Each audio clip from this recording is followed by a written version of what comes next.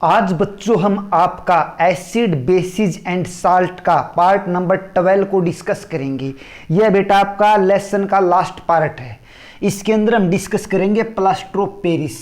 Plaster of Paris क्या होता है, इसका क्या फॉर्मूला होता है, इसका निर्माण कैसे होता है।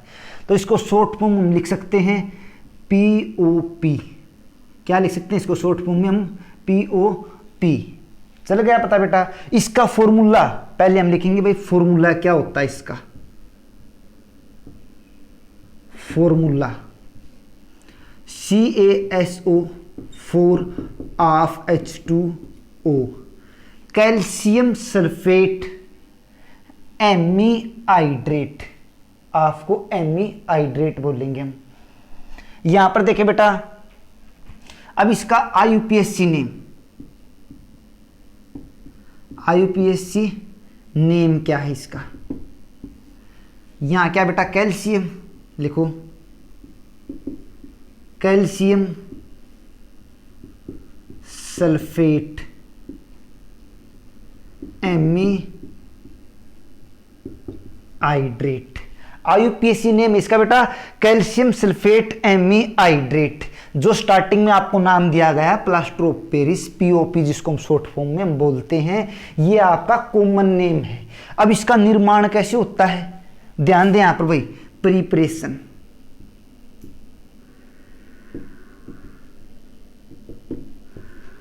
अगर जिप्सम को, जिप्सम का फॉर्मूला होता है बेटा CaSO4 2H2O। चलो क्या पता है, इसमें वाटर के 2 मॉलिक्यूल्स होते हैं। ये आपका क्या बेटा, जिप्सम।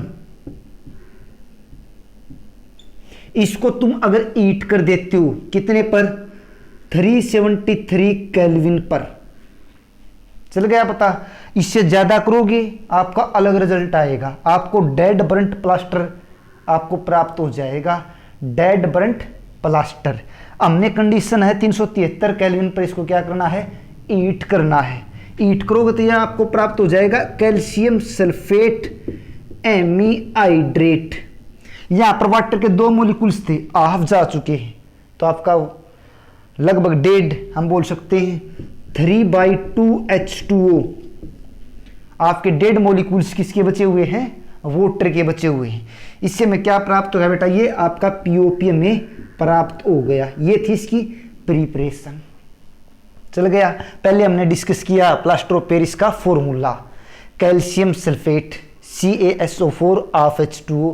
फिर इसका IUPAC नेम, IUPAC नेम क्या था इसका भाई, कैल्शियम सल्फेट एमीहाइड्रेट। इसका निर्माण कैसे हुआ, प्रिपरेशन भाई। आपने जिप्सम लिया, उसको ईट कर दिया 373 केल्विन पर, 100 डिग्री सेल्सियस पर। अब इतने पर हीट करने के बाद आपको POP प्राप्त हो गई, प्लस में आपको वाटर मॉलिक्यूल्स 3/2H2O निकल गए अलग से। अगर पहले ही बताया मैंने आपको, अगर इससे ज्यादा टेम्परेचर लोगे, 373 से ज्यादा टेम्परेचर लोगे, ये वाटर मॉलिक्यूल्स आपके कंप्लीट निकल जाएंगे। आपको सिर्फ CaSO4 आपका डेड बर्न्ट प्लास्टर आपको प्राप्त हो जाएगा। चल गया पता। अब आती है बात, इसी के साथ एक क्वेश्चन और बनता है बेटा, इसी में हम डिस्कस करते हैं।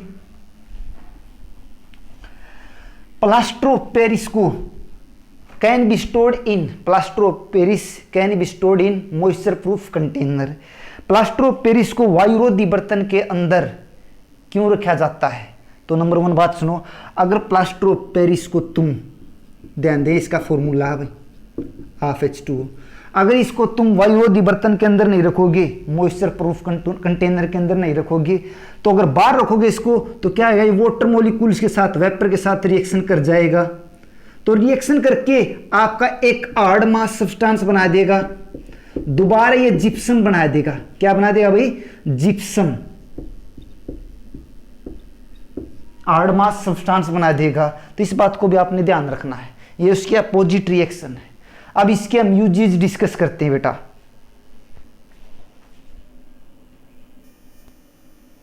अब यहां पर देखो बेटा, इसके यूजेज दिए गए हैं।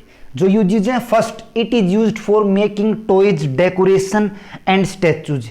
जो आपका प्लास्टर ऑफ पेरिस है, इसका उपयोग किया जाता है किसके अंदर, खिलौने बनाने के अंदर। डेकोरेशन के अंदर, और आपका स्टैचू जो आपकी मूर्तियां बनाई जाती हैं बड़ी बड़ी बेटा। अब आपका सेकंड पॉइंट यहां पर देखें, it is used for making the surface smooth, surface को स्मूथ करने के लिए प्लास्टर ऑफ पेरिस का उपयोग किया जाता है।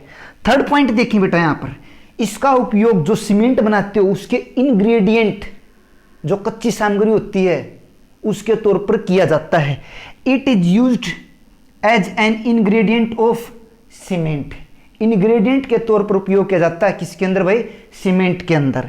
फोर्थ वेरी इंपॉर्टेंट बेटा point, it is used to keep the fractured bone in position, अगर आपकी हड्डियां टूट जाती हैं उसकी पोजीशन को सेट करने के लिए प्लास्टर ऑफ पेरिस का उपयोग किया जाता है। आपने देखा होगा किसी व्यक्ति को अगर चोट लग जाती है या हड्डियां टूट जाती हैं तो उनकी पोजीशन को सेट करने के लिए आपका सफेद प्लास्टर ऑफ पेरिस का उपयोग किया जाता है। ठीक है बेटा, इसी के साथ ही आपका सेकंड चैप्टर समाप्त होता है। अब हम चैप्टर स्टार्ट करेंगे बेटा, chapter number 10, light reflection and refraction.